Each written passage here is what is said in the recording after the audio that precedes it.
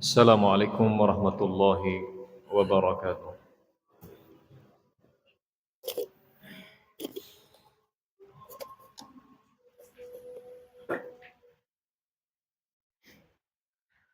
Allahu Akbar, Allahu Akbar. Allahu Akbar, Allahu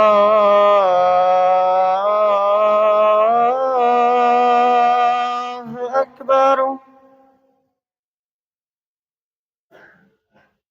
أشهد أن لا إله إلا الله.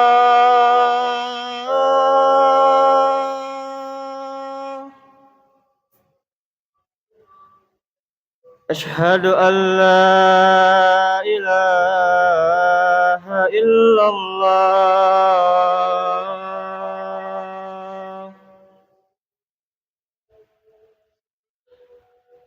أشهد أن محمد رسول الله.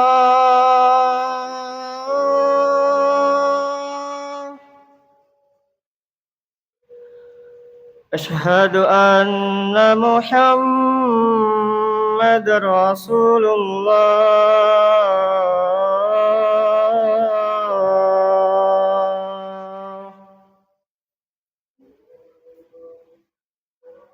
حي على الصلاة.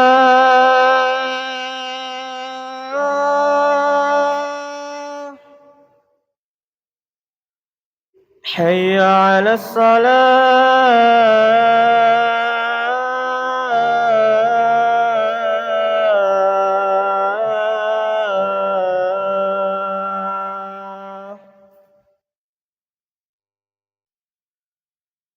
حي على الفلاح.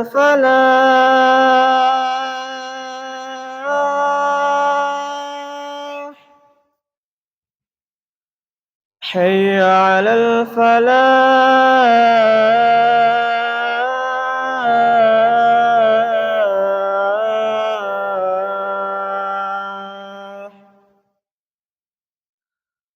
الله أكبر، الله أكبر. لا إله إلا الله.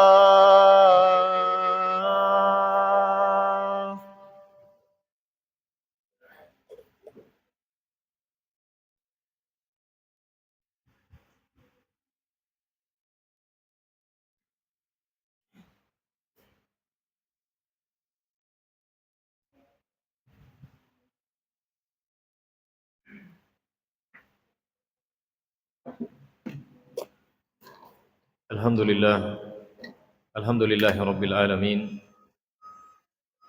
Wa bihi nasta'in ala umuri dunya waddin. Wa asyhadu an la ilaha illallah wahdahu la syarika lah ilahul awwalin wal akhirin.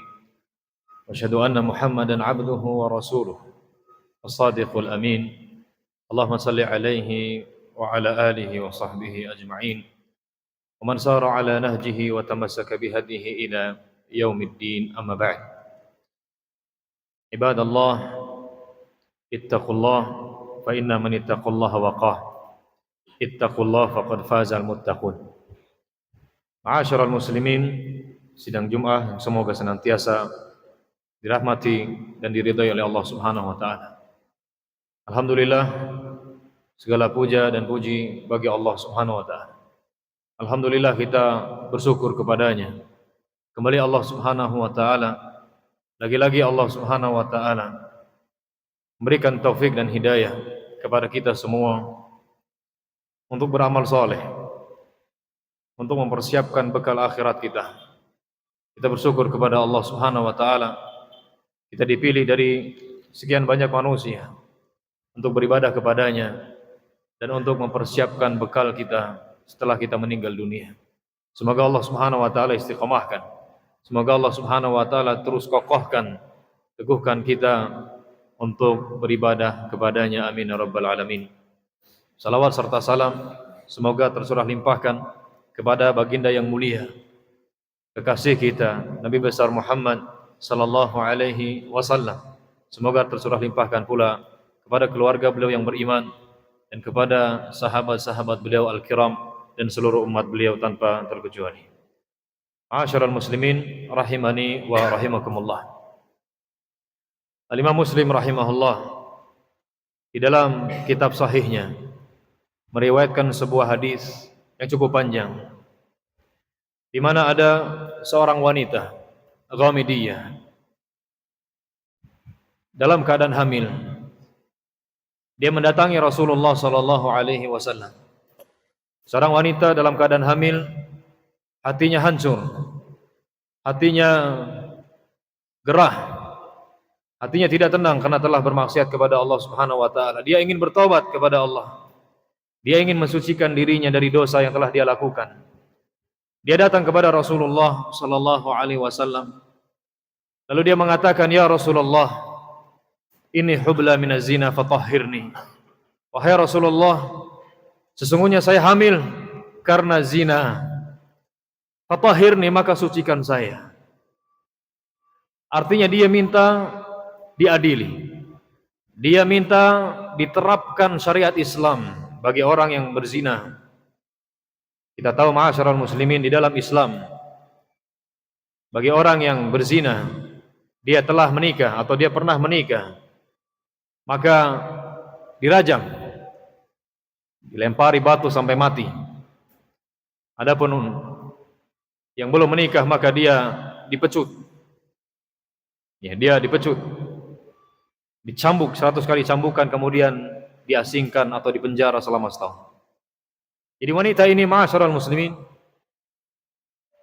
meminta agar diterapkan hukuman kepadanya karena dia ingin mensucikan dirinya. Dia yakin bahwa apabila dia bertobat kepada Allah kemudian dia diadili, maka di akhirat dia selamat. Meskipun merasakan sakit di dunia, tapi itu adalah sebagai bentuk pengampunan atau pensucian dirinya. Lalu Nabi yang mulia alaihi salatu wassalam, beliau memerintahkan wanita ini untuk kembali lagi, pulang, disuruh pulang sampai melahirkan. 9 bulan lamanya wanita ini tetap bersikeras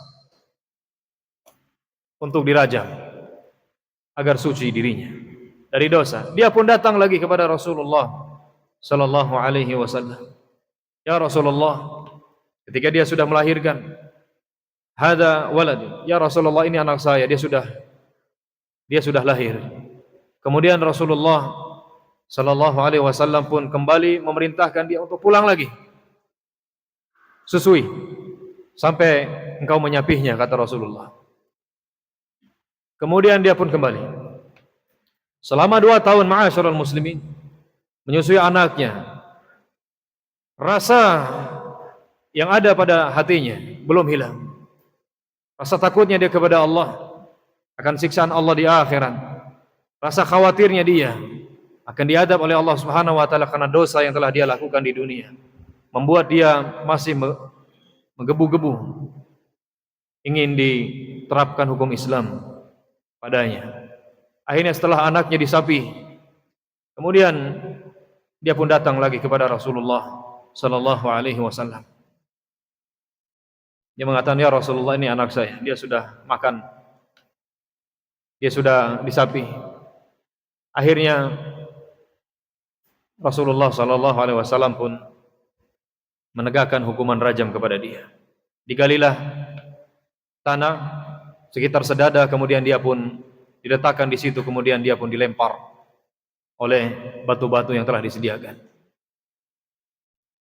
Ketika dirajam, ada sahabat yang mulia Khalid ibn al-Walid yang melemparkan batu tepat ke kepalanya, kemudian memuncratkan darah ke mukanya sambil dia mencelah wanita ini.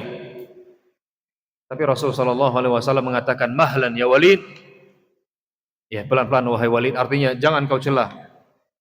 Lalu Nabi sallallahu alaihi wasallam mengatakan, jangan celah dia, laqad tabat taubatan law tabaha sahibu maqsin la taballahu alaihi.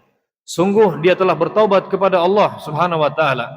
Yang kalau seandainya para penarik pajak itu bertobat dengannya, maka mereka akan diampuni oleh Allah Subhanahu wa taala. Hadirin yang dimuliakan oleh Allah, rahimani wa rahimakumullah. Banyak faedah sebetulnya di dalam hadis ini. Namun kita petik, kita ambil beberapa. Di antaranya kuatnya atau besarnya rasa ingin taubat dari wanita ini. Sampai-sampai subhanallah, bertahun-tahun lamanya dia menanti. Bertahun-tahun lamanya dia menanti agar diadili. Ini menunjukkan besarnya, bersungguh-sungguhnya dia ingin mendapatkan ampunan dari Allah Subhanahu wa taala. Dan hendaknya kita demikian, ma'asyiral muslimin. Apabila kita jatuh kepada dosa, maka hendaklah kita bersungguh-sungguh memohon ampun kepada Allah. Merasa hancur hati kita karena telah memaksiati Rabbul Alamin, telah memaksiati Allah yang selama ini telah memberikan kenikmatan yang tidak bisa kita hitung banyaknya. Semenjak kita di dalam perut ibu kita, kenikmatan telah sampai kepada kita. Sampai saat ini nikmat Allah tidak pernah berhenti. Kemudahan urusan, kelancaran rezeki dan seterusnya. Apapun nikmat yang telah Allah berikan kepada kita begitu banyak. Kemudian kita memaksiatinya. Kemudian kita kurang ajar terhadapnya, maka kita berusaha memiliki hati yang hancur ketika memaksiati Allah Subhanahu wa taala agar menjadi dorongan kita untuk bertobat kepadanya. Kemudian ma'asyiral muslimin rahimani wa rahimakumullah. Di dalam hadis ini kita mendapatkan pelajaran sebetulnya apabila seseorang dia bertobat kepada Allah saja tanpa perlu datang ke Rasulullah, kalau sekarang tidak ada maka ke mahkamah seperti di Arab Saudi. Sudah cukup bertobat kepada Allah Subhanahu wa taala, tidak perlu ingin diadili, dirajam, tidak perlu. Oleh karena itu para ulama menyimpulkan dari hadis ini agar demikian. Rasul sallallahu alaihi wasallam ketika didatangi wanita tadi memerintahkan, "Udah, kembali sana." Kemudian datang lagi, "Udah, kembali lagi sana." Datang lagi, kembali lagi. Maksud Rasulullah, sudah bertobat saja kau kepada Allah Subhanahu wa taala. Tidak perlu minta dirajam. Bertobat saja kepada Allah Subhanahu wa taala. Allah akan ampuni. Allah ampuni, asal serius, asal jujur. Namun karena wanita tersebut dia bulak-balik, dia betul-betul ingin dirajam, ya sudah. Syariat Islam diterapkan kepadanya. Rasul sallallahu alaihi wasallam ma'asyiral muslimin menerapkan syariat Islam ini bukan karena kezaliman, bukan karena kekejaman. Banyak orang terutama yang benci kepada Islam, mereka mengkritik Islam, mereka mencela agama Islam, katanya agama Islam adalah agama yang tidak punya kasihan. Subhanallah, ma'asyiral muslimin, setiap syariat Allah, setiap ketetapan Allah pasti ada hikmahnya. Pasti ada hikmahnya. Dan subhanallah, kalau seandainya ini diterapkan, maka jelas sekali orang akan berpikir ulang ketika ingin berzina. Karena kalau seandainya dia kedapatan atau ketahuan, kemudian ditangkap, kemudian diangkat kasusnya ke mahkamah, maka dia akan dirajam. Maka berpikir ulang, sehingga akan minim terjadi perzinahan. Oleh karena itu ketika di suatu negara hukum ini tidak diterapkan, maka zina merajalela. Zina merajalela. Jadi di setiap ketetapan Allah Subhanahu wa taala ada hikmah di baliknya. Aqulu qouli hadza astaghfirullah li wa lakum wa li sairil muslimina min kulli dhanbin fastaghfiruhu innahu huwal ghafurur rahim.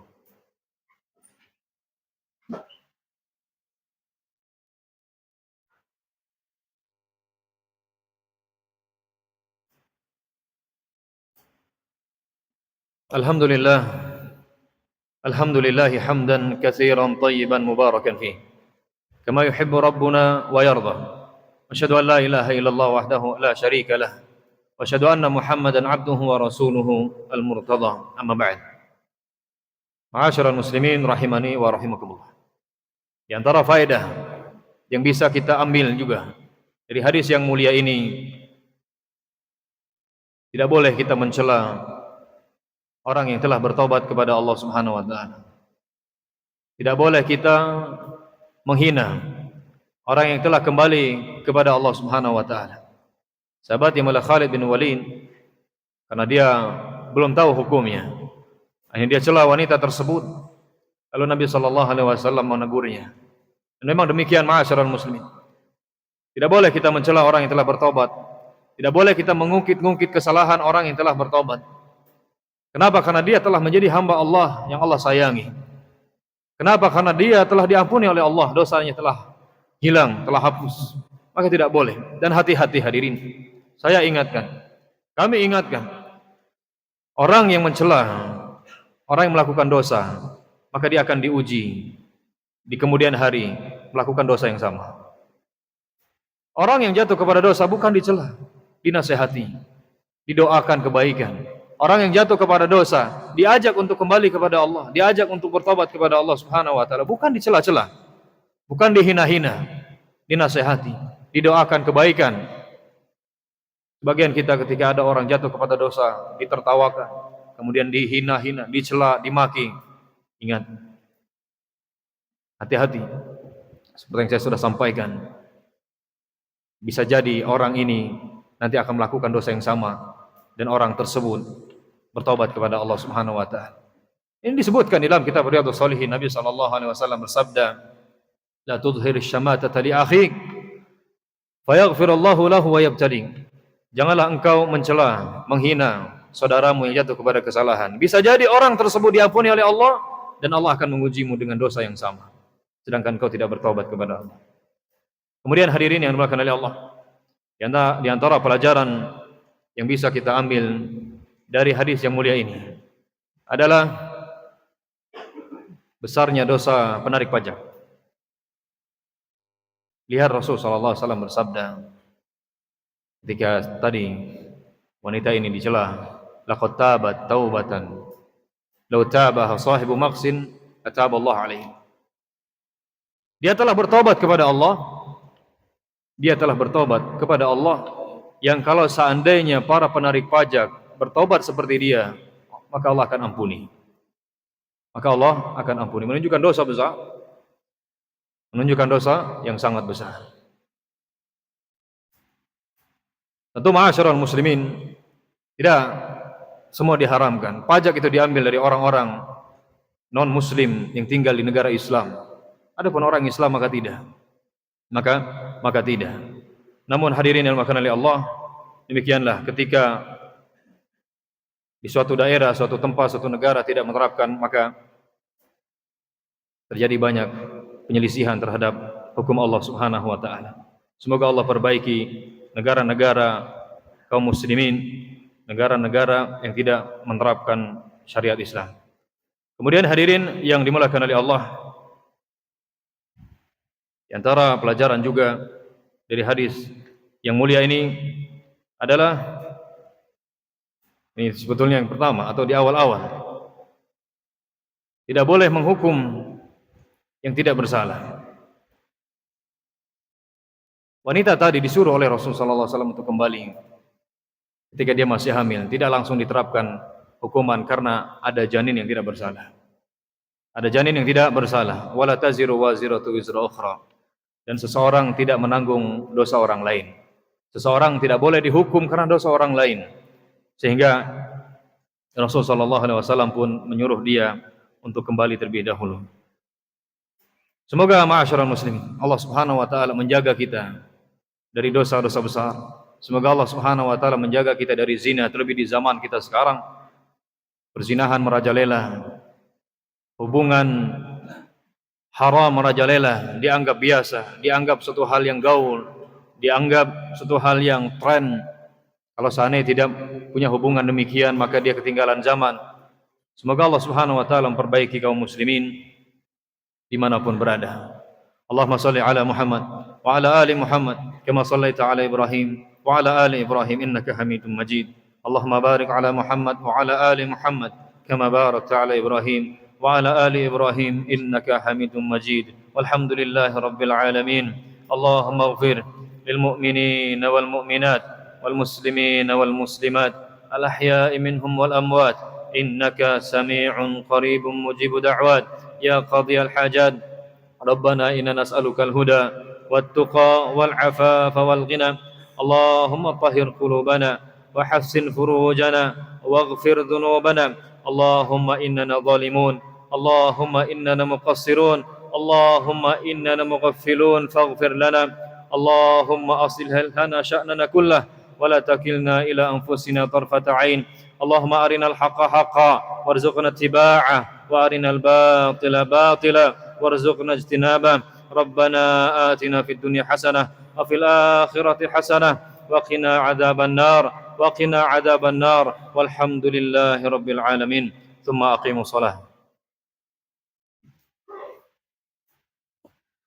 الله أكبر الله أكبر أشهد أن لا إله إلا الله أشهد أن محمد رسول الله حي على الصلاة حي على الفلاح قد قامت